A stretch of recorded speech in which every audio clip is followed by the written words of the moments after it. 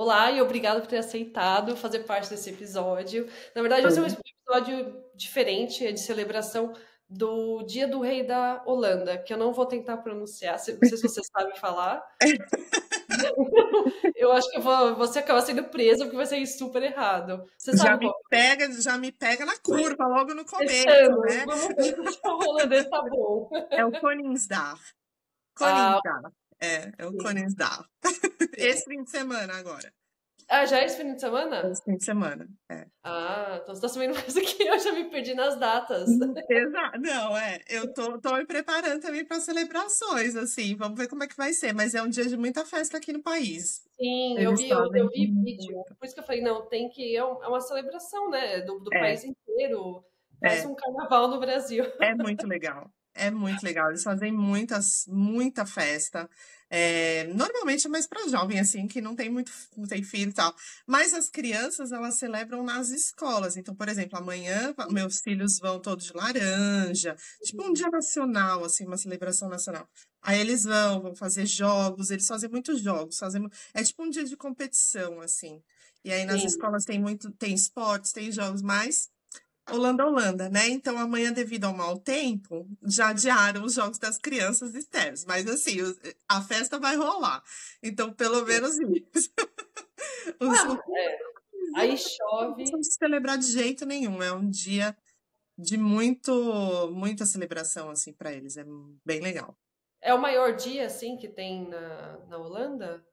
Eu acho que é. De É. celebração, que carnaval, pelo menos aqui na região de Noord-Brabant, é bem intenso, assim, eles celebram muito também. Mas no norte não. E aí, se a gente falar de um feriado nacional, de uma celebração nacional, acho que é o Koningsdag, com certeza. Sim. Com certeza. Ai, que legal. Ai, queria estar aí para celebrar junto. Não é que eu vejo foto, parece ser bem É divertido. bem legal, é bem E legal. Ah, nossa, tem festa. Lá em Amsterdã, tem DJs muito famosos que são daqui, né? Então, DJ Tiesto, tem o Martin Garrix, eles são todos holandeses. E aí eles vão para rooftops, assim, dos prédios e fazem festa de graça pra galera. Nossa, que é legal. top. Ai, eu amo Holanda. Eu já fui acho que umas 3 vezes e não canso de ir. Eu fui da última vez, acho que foi em setembro do ano passado, não queria voltar. Falei, não, Esse país é incrível. chuva, vento, tava tudo certo e eu tava lá. Não, tem problemas, como todos os lugares do mundo, e até no meu Instagram eu falo, eu brinco, eu conto a verdade mesmo, porque nenhum lugar é perfeito, mas eu amo a Holanda. Assim, eu de verdade, eu amo a Holanda, eu não me vejo hoje morando em outro país que não seja Holanda, apesar de que eu sempre falo que o imigrante é imigrante, imigrante tem asas implantadas nas costas naturalmente. A gente pode Sim, ir para qualquer lugar e morar em qualquer lugar, uma vez que você faz o movimento de sair do Brasil, você encara qualquer coisa. Mas é que eu acho que a Holanda é um país muito com um olhar muito forte para a criança. ah, É ok. um país que pensa muito na criança. Uhum. Para mim, os desafios são grandes, como qualquer lugar do mundo, mas para eles, para meus filhos que estão crescendo aqui, é bem interessante. Então, eu amo a Holanda, amo a cultura, amo o país, e enfim, Sim, mas é eu um acho que tem super que lugar. começar um pouquinho mais para trás e saber como você chegou aí. Aí foi o primeiro país que você imigrou ou você já chegou Foi. aí para outro? Não, foi sim, né? Na verdade, em 2018, estava eu lá no Brasil, bem, assim, não descontente, mas num momento de mudança interna muito grande já, porque eu tinha tido a minha filha, casei, tive filho, minha filha estava com seus 3 anos e pouquinho, e eu estava grávida da minha outra filha. Então eu já estava num momento interno meu de repensar muitas coisas na minha vida.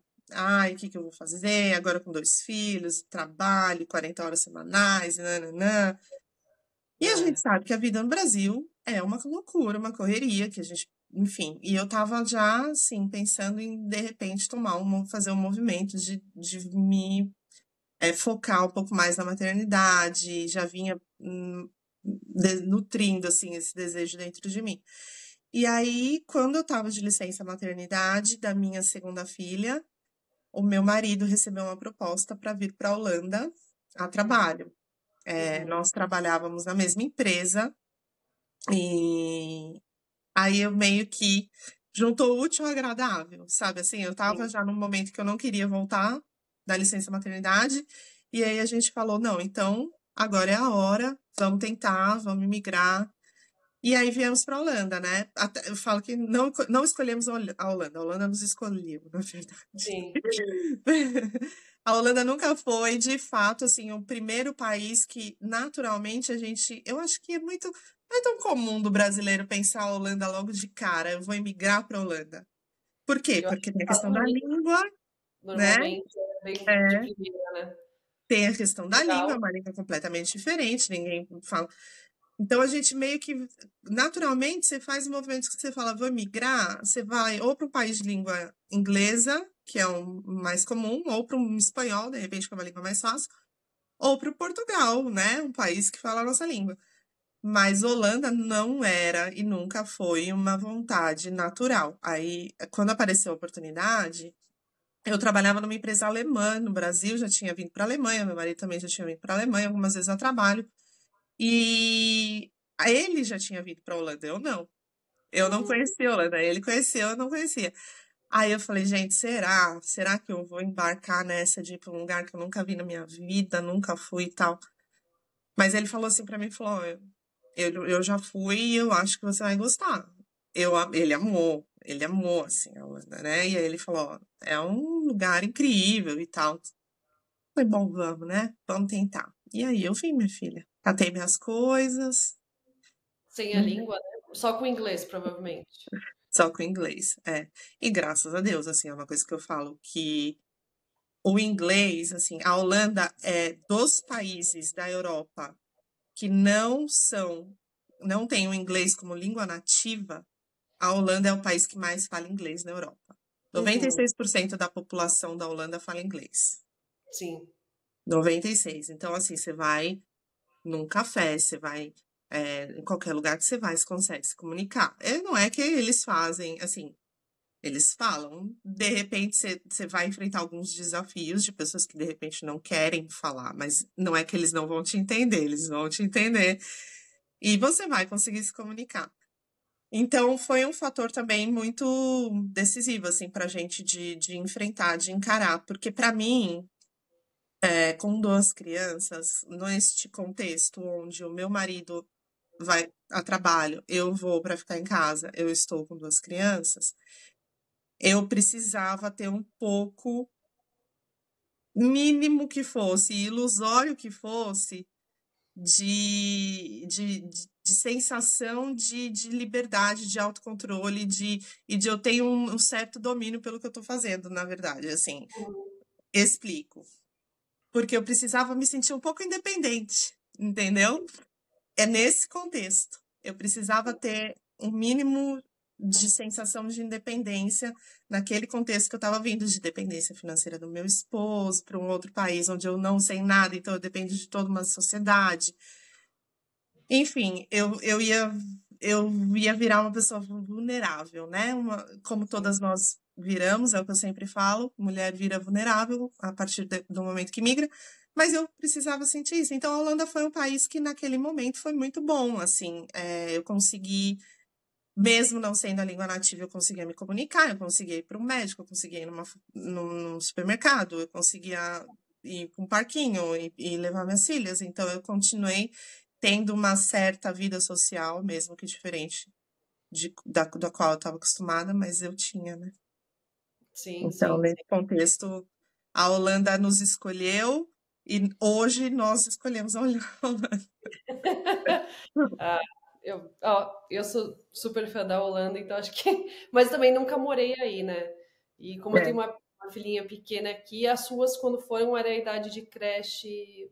Foi quanto é, tempo atrás e que você se mudou? foi. A Isa, a minha mais velha, hoje ela tem 9 anos. Quando a gente chegou, ela tinha acabado de fazer 4 anos. A gente Ah, embarcou no dia seguinte do aniversário dela.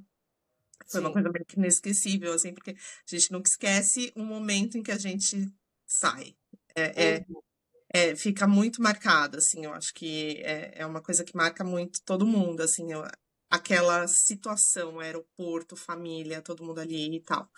Sim. E aí foi bem no dia seguinte do aniversário dela, ela fez 4 anos, a minha mais, a do meio, no caso, que era mais nova na época, a Lara, ela tinha 8 meses, Sim. e aí nós viemos, quando foi mais ou menos 9 meses depois, eu engravidei do meu filho mais novo. Mas Sim. aí aconteceu tanta coisa que se eu falar. Nossa, eu tava pensando aqui, se eu tô cansada com uma neném, você com dois nenéns.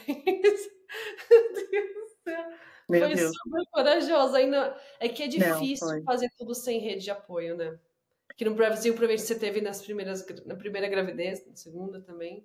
Jéssica, eu não sei te dizer como a gente consegue. Eu não tenho uma explicação racional, de É. verdade, assim, de falar, olha, é assim, porque eu não sei como eu aguentei, fisicamente, mentalmente. Quando eu vim, eu estava aqui já fazia mais ou menos uns 5 meses, quando uns 3 meses, 2 meses depois, mais ou menos, que eu cheguei, Uhum.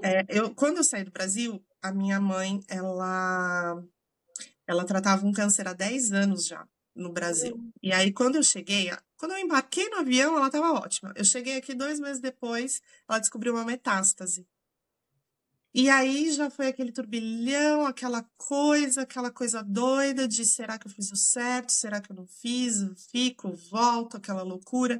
Aí, fui para o Brasil em dezembro. Quando eu voltei, eu falei, bom, eu vou voltar, né? Assim, é muito. Quando você sai do país numa situação em que tá todo mundo bem, é uma coisa. Agora, se você vai visitar, aí você tem que voltar, deixando uma pessoa doente, é outras coisas. Você fala, não, Uhum. não dá.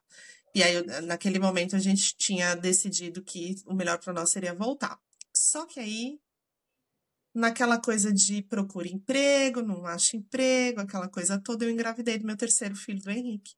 E o Henrique, ele não foi planejado, mas ele foi muito bem-vindo, né? O que eu falo assim, nunca planejei ter 3 filhos, mas quando eu descobri que eu estava grávida, foi incrível e foi uma grande felicidade. Só que no dia que eu descobri que eu estava grávida, no dia seguinte que eu descobri que eu estava grávida, o meu pai faleceu no Brasil.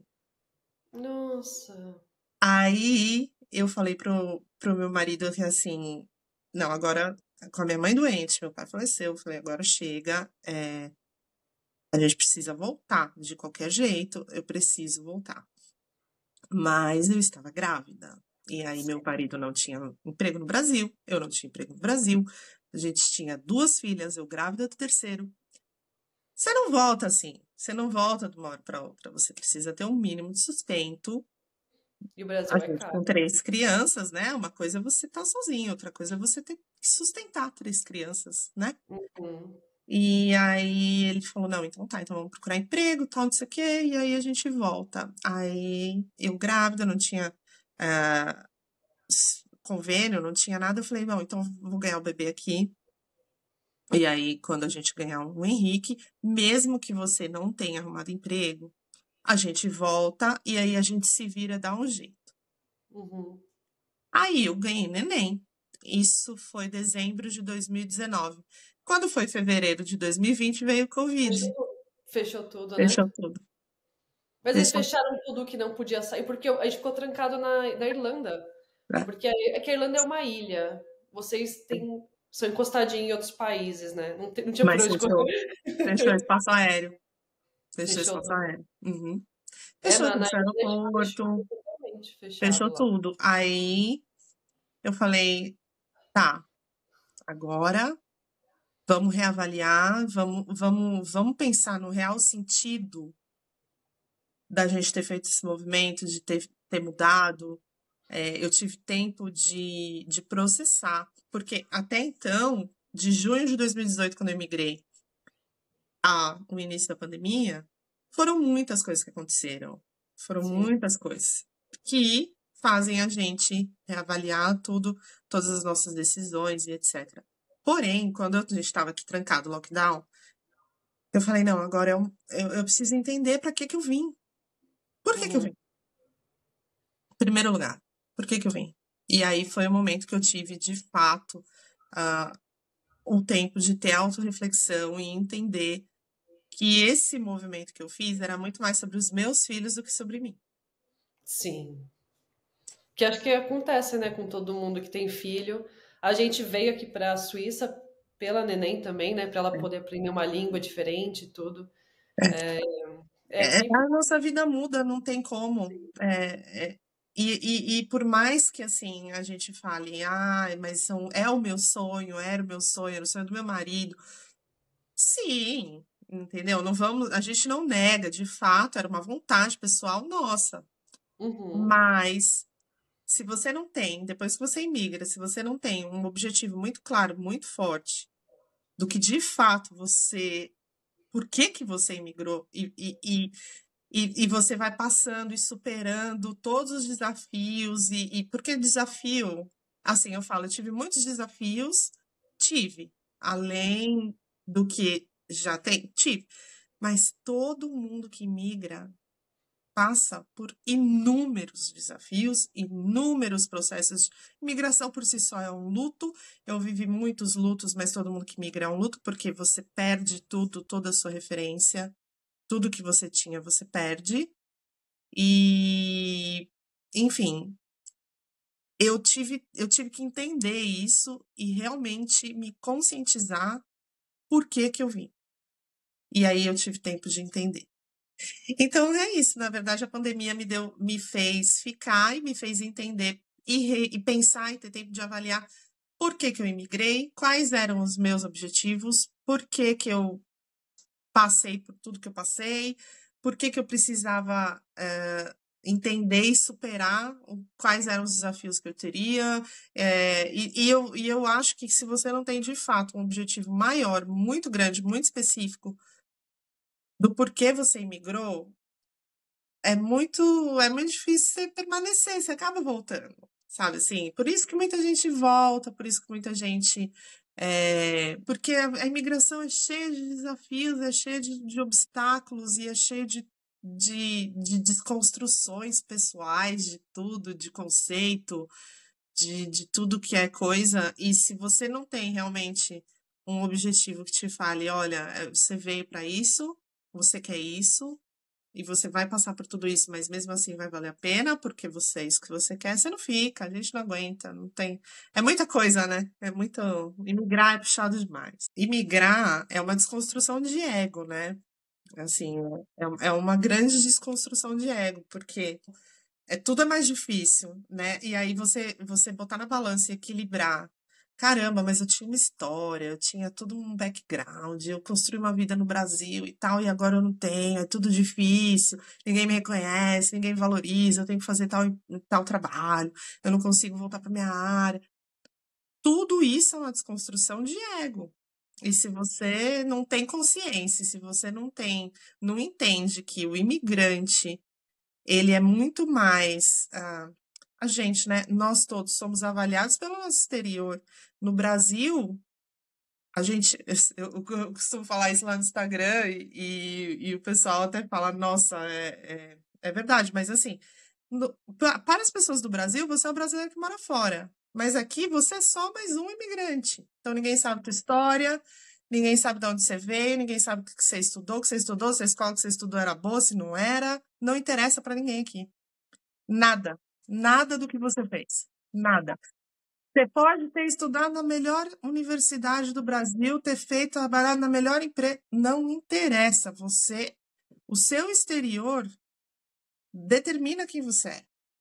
E se você não tem muita consciência disso, de que vai chegar aqui, você vai perder tudo isso que você construiu, acabou, você não aguenta, entendeu? Então, por isso que eu falo assim, imigrar com filhos é muito desafiador? É, mas te traz uma motivação também um pouco adicional, entendeu? Do tipo de por que que eu tô aqui, porque você acaba se desconstruindo nesse sentido também, sabe? Às vezes você precisa mudar de carreira, porque você tem que sustentar uma criança, você tem que se sustentar, mas também, você entende? É nesse sentido, a gente acaba aceitando muito mais algumas coisas que de repente a imigração exige que a gente faça, a gente acaba aceitando até às vezes mais rápido, porque você tem o objetivo de ficar aqui para criar um filho num ambiente mais seguro, com qualidade de vida. Então, te motiva a tomar certas atitudes que de repente, se você não tem filho, você não tomaria, né? É, vai de cada um, né? É muito pessoal, uma decisão muito pessoal, mas assim, hoje a imigração com filhos, e até na época do Covid, assim, e ter imigrado com filhos me fez decidir e ficar e conseguir superar os desafios que eu vivi, né? Na verdade.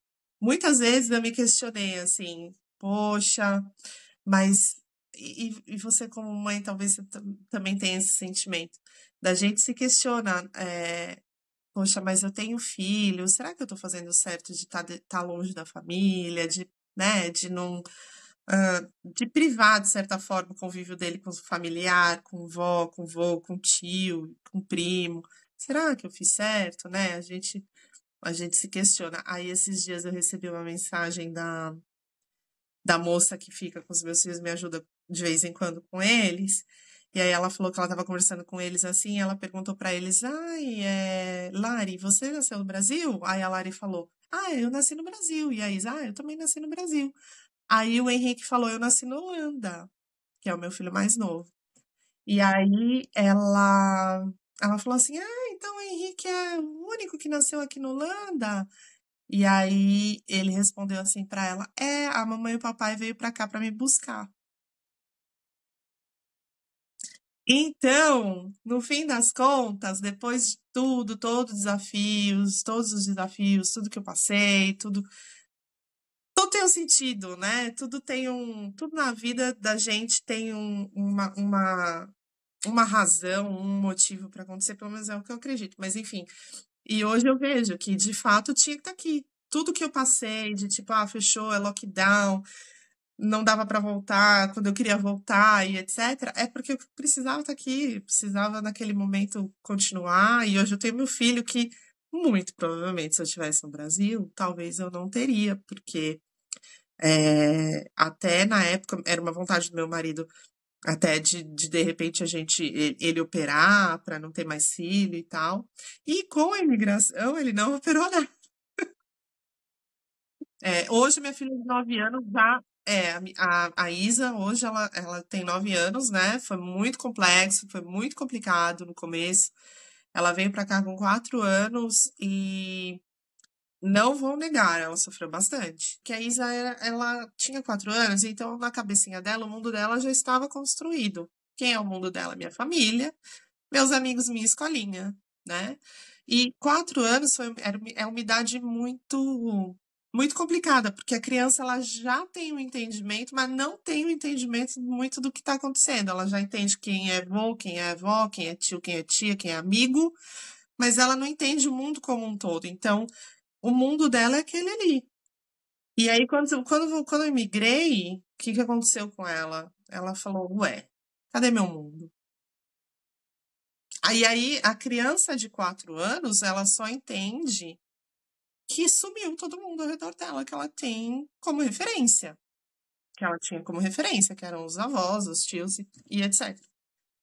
E antes de eu imigrar, todo mundo falava assim: mas criança não sente, mas criança se adapta, rapidinho, criança se adapta. Gente, a Isa sentiu sim, sentiu muito a imigração. Ela pedia para voltar direto, assim. Ela falava: mãe, eu quero voltar, eu quero ir pro Brasil, cadê minha avó, cadê meus tios, eu quero minha. Sabe assim? Por quê? Porque ela tem esse entendimento de mundo, mas ela não tem entendimento de tempo, de espaço. Ela não tem entendimento. Simplesmente sumiu. Eu falava para ela, tá lá no Brasil. Mas o que é Brasil? Aonde que é o Brasil? Da rua do lado? Mas por que eu não posso, então, ir pro Brasil amanhã? Entendeu? Ela não tem esse entendimento geral de mundo. Então, isso gerou, assim, muita angústia, muitos desafios pra gente na época. Ela ficou uns 6 meses de pedir para voltar. Ai, não queria ir para a escola. Por quê? Porque, por mais que a gente fale, as crianças brincam umas com as outras, sim, isso sim, não dá para falar. Criança é criança e por mais que eles não falem a mesma língua, eles vão brincar. Vão brincar. Mas a criança que vem, ela já estava em idade escolar. A criança que sai do Brasil e vem para cá, não fala nada da língua. Aí você coloca ela numa escola que ela tem que ficar das 8h30 às 2h45 nessa escola, sem entender absolutamente nada. Essa criança ela não vai crer. E aí ela já tem 4 anos, né? E aí o que vai acontecer? Ela vai pedir para ir no banheiro, ela não sabe pedir para ir no banheiro. Ela quer ir no banheiro, ela não vai saber como ela vai pedir para ir no banheiro. Ela tá com fome, ela não sabe pedir. Ela tá com sede, ela não sabe pedir. Ela ouve um comando, ela não faz, porque ela não aprendeu. Aí a professora fica repetindo e ela fica naquela angústia. O que essa pessoa tá falando? O que é isso? Gente, é demais para uma criança. E a gente tem como adulto, a gente tem uma leve tendência a minimizar esse sentimento. Que a gente fala, mas não, mas é criança, vai. É muito puxado, é muito pesado. Às vezes ó, meu filho chegou aqui. Às vezes vem cá, filho. Olha só, temos uma companhia. Então, às vezes eu falo assim, as pessoas pensam que migrar também para criança vai ser tranquilo, simples. Ah, não, mas em 6 meses ela tá aprendendo a língua. Não é bem assim. 6 meses ela tá falando, não é assim. Não é assim. Principalmente o holandês, assim, demorou bastante para ela conseguir falar, pelo menos uns 2 anos, assim, sabe? De falar, ai, agora tá falando bem, espera só um pouquinho. Jé, deixa eu só colocar ele lá fora que agora ele tá brincando, peraí. A gente acha que vai ser assim, ó, que a gente tem... O pai imigrante, ele tem essa expectativa de que, eu vou imigrar e 6 meses ela tá falando, porque eu vou colocar ela na escola das 8h30 às 12h45, então ela vai aprender muito rápido. Aí, para ela poder aprender, aí o que acaba acontecendo? Na esperança de ajudar essa criança a aprender a língua mais rápido, o que a gente faz? Então, chegando em casa, eu vou colocar um desenho em holandês, que é para ela aprender mais rápido. Não, então, vamos combinar um office prático, vamos brincar depois da escola com um amiguinho que também fala holandês, porque ela também entende. E aí a gente tem a tendência de achar que ela não pode ter muito contato. Se ela tiver muito contato com criança brasileira, mas aí ela não vai, ela vai demorar mais para aprender a língua, porque ela vai ficar falando português e aí ela não vai aprender a língua. E, gente, a experiência pessoal que eu tive é o completo oposto. O completo oposto. É que brincar com crianças brasileiras e se reencontrar num contexto de lar mesmo, de aqui é minha família, aqui é minha casa, esses são os meus amigos, aqui eu posso ficar à vontade, aqui eu posso ser eu mesma, ser quem eu era, aqui eu me liberto, ajudou a minha filha na fase de adaptação. E precisa ser falado, porque quando a gente está no Brasil, antes de imigrar, a gente acha que é só a língua que precisa para essa criança.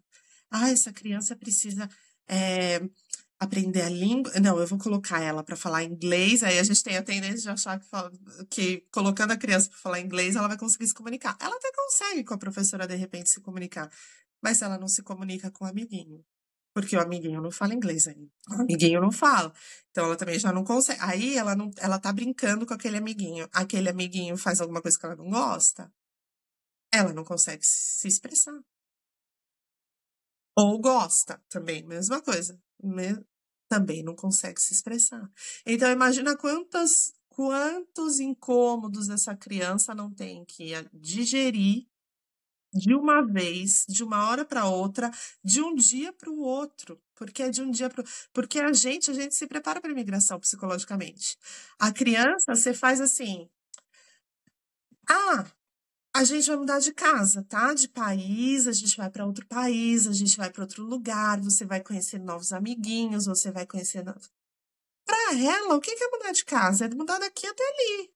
ela não tem noção o que que vai acontecer. E aí, simplesmente, do dia pra noite, ela entra no avião, ela acabou. Tudo que ela tinha de referências de mundo, acabou. Não existe mais. Ele já começou, então, era a época de escola, né? Aí com 4 anos. Ele já começou no Base School, ele começou em dezembro, na verdade, no Base Sim. School, mas ele entrou na escola, não era creche, mas é um programa específico que o governo holandês faz para pais expatriados, Uhum, que é o que a gente chama aqui de VVE. Os pais, quando os dois pais não falam a língua, a uhum. criança tem o direito de frequentar a creche antes, por 16 horas semanais, normalmente. Sim, Antigamente eram 8 horas, e aí agora mudou, aumentou. E aí a criança pode frequentar a creche com custo, assim, muito baixo. baixo, coisa por volta de 45 euros por mês, mais ou menos. Não, bem baixo mesmo, Bem baixo, bem porque é baixo. bem mais alto o custo de uma creche. É muito alto, Esse muito alto. programa é para ajudar a criança a se ajustar com a língua, com alguma coisa Isso, assim, ou é para todos os ajudar mesmo os sentidos. pais? Ou- Todos os sentidos. Na verdade, esse programa, ele não é só para criança expatriada, mas é um programa que ele é feito para crianças onde existe indicação do Consultat-Bureau, que é o órgão nacional que avalia o desenvolvimento da criança. Então, se a criança tem algum ponto em que ela necessita de uma atenção extra, de um desenvolvimento extra, aí ela tem indicação do Consultat Bureau para fazer alguns Essas tipos de terapias, ou horas. é na escola, ou ela recebe indicação para frequentar a escola, ou ela recebe indicação para alguma outra terapia. E aí, no caso, como os dois pais não falam a língua e essa criança precisa desenvolver a língua holandesa, que ela ainda não desenvolveu, obviamente, ainda está desenvolvendo, inclusive, a portuguesa, né? O português. Mas eles entendem que ela está na Holanda, então tem que desenvolver a língua holandesa. Então, aí, como que acontece? O que que entra? Entra num tipo de subsídio e benefício do governo, como se essa criança precisasse desenvolver a língua. E Sim. como ela precisa desenvolver a língua, ela tem o direito de ir com um custo muito mais baixo para a creche. Ah, Por isso, mas o aí é o governo médico que vê isso? subsidia. É o Constat Bureau, que não é assim, são médicos residentes e enfermeiras. Uhum, Porque aqui, como que acontece? É dividido. Então, a gente tem quem que vai cuidar da saúde dessa criança, especificamente? É o médico de família. Então, se essa criança tem uma gripe, uma infecção, caiu, quebrou a perna, aconteceu qualquer coisa, ela vai para o Raiz Arts, que é o médico de família, que é o nosso médico de família. Todo mundo, sim. ele atende a família inteira, na verdade, Uhum. não só a criança. E é É a minha local, não médica é isso? médica. Oi? E é local, Local, cada bairro tem o cada seu. bairro tem. É. E o Constat Bureau é um órgão que vai avaliar só o desenvolvimento da criança, porque não tem pediatra, né? Todo mundo acha que vai ter o seu pediatra de estimação quando vem, mas não vai. Não vai. Não tem pediatra de estimação aqui. Sim, Esquece isso. Aqui não tem pediatra. Tem pediatra? Já falei errado, não é que não tem pediatra. Tem pediatra, mas o pediatra, eles ficam nos hospitais. E aí, caso precisa. o Raiz Arts perceba que a criança precisa de algum tipo de atenção em relação à saúde específica, que ele não consegue resolver, ele encaminha para o pediatra no hospital. Então, por exemplo, a minha filha tem enxaqueca, minha filha mais velha, desde que ela é muito pequenininha. E eu sempre falei com a médica, com a Raiz Arts, ó, ela tem enxaqueca e tal, e ela foi acompanhando. Chegou um momento que ela falou: olha, eu acho que ela precisa ir no neuropediatra. E aí, os são médicos especialistas pediatras. Então, Sim, tem o ortopedista pediatra, o neuropediatra e etc. Gastropediatra, eu já vi exatamente. aqui também. E aí ela encaminhou para que minha filha fosse no neuropediatra no hospital. E Uhum. assim foi. Minha filha foi no neuropediatra e aí fez todos os exames e o acompanhamento lá. O Consultat Bureau, eles são médicos residentes, que normalmente ainda estão no começo, no início, bem no finzinho da faculdade ali. Uhum. E enfermeiras que fazem só o acompanhamento do desenvolvimento. Então, essa criança está crescendo direito, essa Uhum. criança se alimenta, essa criança dorme direito, essa criança tem desenvolvimento motor direito, de Sim. acordo com a fase. Eles fazem essas avaliações. E aí são eles que fazem a indicação. Por quê? Porque eles avaliam a fala. Ah, tá. Essa criança consegue falar holandês? Obviamente, não. Muito provavelmente não, né? É. Quando os dois pais não falam a língua, a criança não fala ainda.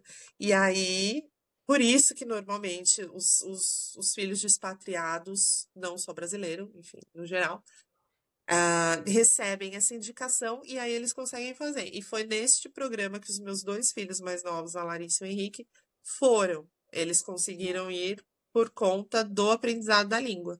E foi ótimo, inclusive, porque quando chegou com 4 anos na escola, eles já falavam holandês muito Entendi. melhor, já estavam muito mais familiarizados com o holandês do que a minha filha mais velha.